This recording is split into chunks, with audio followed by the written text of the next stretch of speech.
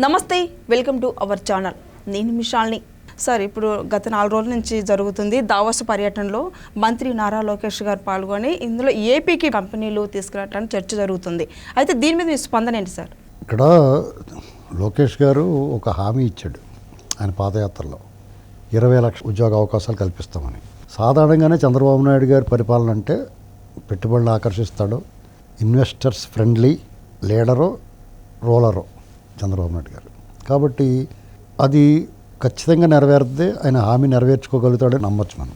దానితోడు లోకేష్ గారు కూడా బాగా చదువుకున్న వ్యక్తి, ఈ విషయాల్లో పూర్తి అవగాహన ఉన్నవాడు. ఆ ఇన్వెస్టర్స్ తోటి డీల్ చేసే విధానంలో కూడా చాలా అఫీషియల్గా హై హ్యాండెడ్గా వాళ్ళకి నమ్మకం కలిగించే విధంగా మాట్లాడగలిగిన శక్తిమంతుడు.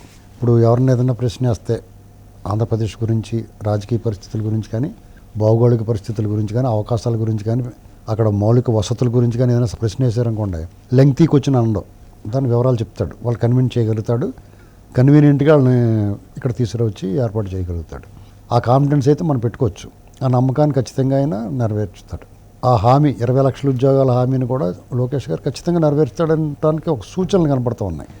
వీళ్ళు వచ్చి 6 నెలలు అయింది. మనం ఏమనుకుంటున్నాం, నేను ఇంకా రెడ్ బుక్ ఓపెన్ చేయలేదు, వాళ్ళని కొట్టలేదు అనుకుంటున్నాం. కానీ ప్రధానంగా వాళ్ళు ఇచ్చిన హామీల మీద వన్ బై వన్ తీర్చుకుంటూ వస్తూ ఉన్నారు. పెన్షన్ విషయంలో కానీ, గ్యాస్ సిలిండర్ విషయంలో కానీ, ఫ్రీ బస్సు కానీ, రైతు భరోసా, ఆ టైపు అన్నదాత సుఖీభావ కానీ, అలాగే అమ్మక వందనం, ఈ విషయాల్లో ఒకటి తీసుకుంటూ వస్తున్నారు. అట్ ది సేమ్ టైం మౌలిక వసతులు అంటే ప్రధానంగా ఆంధ్రప్రదేశ్లో రోడ్లన్నీ ధ్వంసం అయిపోయినాయండి. వీళ్ళు ఏం చేశారు, కనీసం రోడ్ల మెయింటెనెన్స్ లేకుండా 5 ఏళ్ల పాటు దాన్ని గాలికి వదిలేశారు. వర్షాలు, వరదలు, రకరకాల ట్రాఫిక్ అన్నట్లు వాళ్ళు పోతాయి, సహజంగానే పోతాయి. ఆ పోయిన వాటిని కనీసం రిపేర్లు చేయకుండా వదిలేశారు వాళ్ళు. మొత్తం ధ్వంసం అయిపోయి కొన్ని చోట్ల తవ్వుకుని కూడా పోయారు వాళ్ళు అమరావతి ప్రాంతంలో.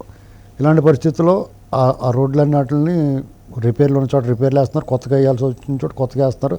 చాలా భారమైన సరే 800 కోట్లు పెట్టి ఆ రోడ్లన్నీ వాటిని రిపేర్లు చేస్తున్నారు, లేదా కొత్తగా పోస్తున్నారు రోడ్లన్నీ. ఇలాగా వాళ్ళ ముందు చాలా టాస్క్స్ ఉన్నాయి. అంటే రకరకాలుగా విధ్వంసం చేసిపోయారు వాళ్ళు. ఇవన్నీ చర్య చేసుకుంటా, ఈ ఇచ్చిన హామీలు నెరవేర్చుకుంటా, సంక్షేమం వైపు దృష్టి పెట్టి ఓ పక్కన పోలవరం, అమరావతి ఇవన్నీ ఉమ్మడిగా కూటమి ప్రభుత్వం సమిష్టిగా సమన్వయంతో, సహనంతో, ఎక్కడ చిన్న చిన్న తేడాలు వచ్చినా ఈ మధ్యకాలంలో చిన్నవి వస్తూ ఉంటాయి, అవన్నీ సరి చేసుకుంటూ నడుస్తుంది. ఇది పెద్ద టాస్క్ అనమాట. ఇలాంటిది ఇప్పుడు ఏదో ఒక ప్రభుత్వం ఉందనుకోండి, ఏదో గాలికి వచ్చి ఒకసారి వన్ టైం సీఎం లాగా ఏమైనా జగన్మోహన్ రెడ్డి వాళ్ళలాగా వన్ టైం సీఎం కింద అయ్యి వాళ్ళకి పెద్ద లక్ష్యాలు ఉండవు. వాళ్ళ అధికారం, పెత్తనం, దాన్ని కాపాడుకోవడానికి డబ్బు కావాలి, డబ్బు సంపాదించడానికి అవినీతిని ఆశ్రయిస్తారు, రాష్ట్రాన్ని దోచు తినేస్తారు. అది ఒక దెబ్బతో పోదు, బంగారు బాతుని కోసి తినేయటం అన్నమాట. వీళ్ళది అలా కాదు. చంద్రబాబు నాయుడు గారు 4సారి ముఖ్యమంత్రి అయ్యాడు. తెలుగుదేశం పార్టీ కూటమితోటైనా విడిగా అయినా సరే వాళ్ళు 4సారి అధికారంలో ఉన్నారు. ఆ పార్టీ 42 ఏళ్ల చరిత్ర. ఆ పార్టీని మరి వాళ్ళు ఎట్టి పరిస్థితుల్లో ముందుకు తీసుకెళ్ళాలి. భావితరాలకి ఆ తెలుగుదేశం పార్టీ యొక్క సిద్ధాంతాలు, ఆశయాలు నచ్చిన వాళ్ళు ఆ పార్టీతో నడుస్తూ ఉంటారు. ఆ కార్యకర్తలని, సానుభూతి పని, మద్దతుదారులు వాళ్ళ అభిప్రాయాలు తగ్గట్టుకు వెళ్ళి నడుచుకోవాలి, దాన్ని ముందుకు తీసుకెళ్ళాలి, భవిష్యత్తుకి పరిచయం చేయాలి. ఇలాంటి పరిస్థితుల్లో వీళ్ళు చాలా జాగ్రత్తగా ఉండాలి. ఇప్పుడు వాళ్ళ పరిస్థితి అలా కాదు, ముళ్ళు అరిటాకు సామాన్లు ఉంటుంది. వీళ్ళకేటి వన్ టైం సీఎం అయిన వాళ్ళు ఎలా ఉంటుందంటే, వస్తే కొండ పోతే వెంటకి కింద ఉంటుంది. వాళ్ళు లైఫ్ టైం అచీవ్మెంట్, ఒకసారి సీఎం అవ్వాలనుకుంటే అయిపోతారు, లేదా వాళ్ళకి పోయేది ఏముండదు. సీఎం అయ్యారు, మళ్ళీ సీఎం అవ్వాలని కోరిక కూడా ఉండదు వాళ్ళకి. వాళ్ళు అనుకున్నది అయిపోయింది, దోచుకోవాల్సినంత దోచేసుకున్నారు. ఆ డబ్బుతో వాళ్ళు కాపాడుకోవచ్చు. ఇప్పుడు చూస్తున్నాం మనం వ్యవస్థలు ఎలా తయారైనాయి. వీళ్ళకి అలా కాదు, వీళ్ళు ప్రజలతో నేరుగా సంబంధాలు ఉంటాయి. వీళ్ళు చట్ట ప్రకారం ఉండాలి, రాజ్యాంగం ప్రకారం నడుచుకోవాలి, ప్రజా ఆమోద నిర్ణయాలు తీసుకోవాలి, చట్టానికి రాజ్యాంగానికి లోబడి పనిచేయాలి, ప్రజల మెప్పు కూడా పొందాలి. ఇదంతా మల్టీ టాస్క్స్ అన్నమాట. ఇవన్నీ అతను చేసిన గాయాలన్నిటిని మాన్పాలి, అతను పెట్టిన గుంతలన్నీ పూడ్చాలి, అతను చేసిన విధ్వంసాన్ని సరిచేయాలి. చాలా పెద్ద కష్టమైన బాధ్యత. ఇలాంటి బాధ్యతల నడుమ లోకేష్ గారు 20 లక్షల ఉద్యోగాలు కల్పించాలి. ఆయన ఒక హామీ ఇచ్చాడు, లేదంటే ఫస్ట్ ఆయనే ప్రశ్నిస్తారు. కాబట్టి వాళ్ళు దావోస్లో వాళ్ళు పూర్తి స్థాయిలో వాళ్ళు పర్యటన ఫలవంతమైందని నేను అనుకుంటా ఉన్నాను. ఎందుకంటే ఎట్టి పరిస్థితి చంద్రబాబు గారిని చూస్తేనే వాళ్ళందరూ వచ్చి ఆకర్షితులు అవుతారు పెట్టుబడి. ఎందుకంటే ఆయనతోటి సమావేశం అవ్వటం, ఆయనతో కలిసి నడవటం, ఆయనతో కలిసి మాట్లాడడం అనేటువంటి దాన్ని వాళ్ళు ప్రివిలేజ్గా భావిస్తారు అందరూ కూడా. ఎందుకంటే బిల్ గేట్స్ చూడండి, గతంలో ఒకసారి బిల్ గేట్స్ ఆయనకి అపాయింట్మెంట్ లేకపోయినా ఒక్క పర్మిషన్ అడిగి తీసుకుని 10 నిమిషాలు అడిగి ఒక గంట సేపు కూర్చున్నాడు.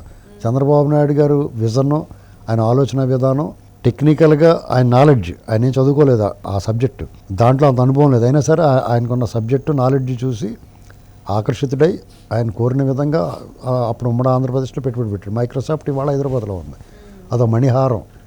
హైదరాబాదు విశ్వనగర కిరీటంలో అదొక వజ్రంలా పొదగబడింది.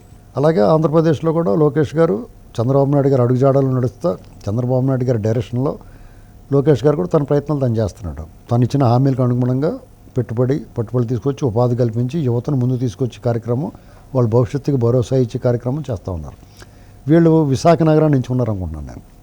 జగన్మోహన్ రెడ్డి 3 రాజధానుల పేరుతో విశాఖను రాజధానిగా చేసి అని ప్రకటించి శుభ్రంగా ఇళ్లలో పడి దోచు తినేశారు. వాళ్ళే భూములు తినేశారు, వ్యాపారాలు తినేశారు, సముద్రాన్ని కూడా కుదిరితే సముద్రం నీళ్లు కూడా అమ్మేద్దరు. వాళ్ళు కొండలు కొలగొట్టి కొండలన్నీ ఖాళీ చేస్తారు. ఇలాగ ఇక్కడ ఏది దొరికితే మోబులు ఎమ్మోబులు అంటే తీసుకెళ్ళి జైల్లో పెట్టి తీసుకెళ్ళిపోయి పట్టుకుపోయారు. కదలకుండా ఉన్న కొండలను కూడా లాగేశారు. ఇక సముద్రాలను కూడా ఆక్రమించేసి ఇక ఏమైనా ఏది దొరికితే దుబ్బేశారు. వీళ్ళైతే ఏం చేస్తున్నారు, దాన్ని ఒక ఐటీ హబ్గా మారుస్తున్నారు. భోగాపురం ఎయిర్పోర్టు అంటే ప్రపంచంతో కనెక్షన్, ఇంటర్నేషనల్ ఎయిర్పోర్టు. అలాగే ఆంధ్రప్రదేశ్కు ఉన్న ఇంకో అవకాశం ఏంటంటే కర్నూలులో ఉంది, తిరుపతిలో ఉంది, రాజమండ్రిలో ఉంది, వైజాగ్లో ఉంది, కడపలో ఉంది. ఇలాగ ఎయిర్పోర్ట్లు ఒక ఎయిర్ కనెక్టివిటీని ఒకటి సాధిస్తూ ఉన్నారు. లక్కీగా రామ్మోహన్ నాయుడు గారు కేంద్ర మంత్రిగా ఉన్నాడు. నేరుగా విజయవాడ నుంచి నేరుగా ఇతర ప్రపంచంలోని దేశాల్లోకి నేరుగా విమానాలు నడిపి ఏర్పాటు చేస్తున్నారు. ఇలాగా డెఫినెట్గా తెలుగుదేశం పార్టీ వచ్చిందంటే వాళ్ళు ఏం చేస్తారంటే అన్ని సక్రమంగా అనుకూలంగా అమర్చి జాగ్రత్తగా అభివృద్ధి చేసి మంచి పాయసం వండి పెడతారు. ఆ కుక్కలు వచ్చి ముట్టుకుంటాయి ఒక్కోసారి. ఈసారి ఆ కుక్కలు రానివ్వకుండా జాగ్రత్తగా కాపలా కాసి ఎవడన్నా ఏ కుక్కనో వస్తే నడుము ఎరగొట్టి తరిమేయాలి. ఆ పని మీద లోకేష్ గారు ఉంటాడు. పెట్టుబడులు తీసుకురావటం, ఉపాధి కల్పించడం, పరిపాలన చేయటం, వాళ్ళ నాన్నగారికి కూటమి ప్రభుత్వంలో క్రియాశీలకంగా పనిచేయడంతో పాటు ఒక బడి తెచ్చుకుని నిలబడ్డాడు. రెడ్ బుక్ లాంటిది. ఆ గతంలో చేసిన దుర్మార్గాలు ఇవాళ ఆయన బర్త్డే. ఆ బర్త్డే సందర్భంగా మనందరి విజ్ఞప్తి ఏంటంటే మీ పట్ల కార్యకర్తలు కానీ రాష్ట్ర ప్రజలు కానీ తెలుగుదేశం అభిమానులు సానుభూతిపరులే కాకుండా మాలాంటి తటస్థులతో సహా సాధారణ సగటు పౌరులందరూ లోకేష్ గారి నుంచి ఏం కోరుకుంటున్నారంటే మీరు, మీ నాన్నగారు, లేకపోతే కూటమి ప్రభుత్వం, పవన్ కళ్యాణ్ గారి జతలో మీ మధ్య ఉన్న సమన్వయం, సహనం, మీ అంకిత భావాన్ని ఎవ్వడూ ప్రశ్నించలేరు. మీరు డెఫినెట్గా రాష్ట్రానికి మేలు చేస్తారని నమ్మారు కాబట్టి మీకు అవకాశం ఇచ్చారు.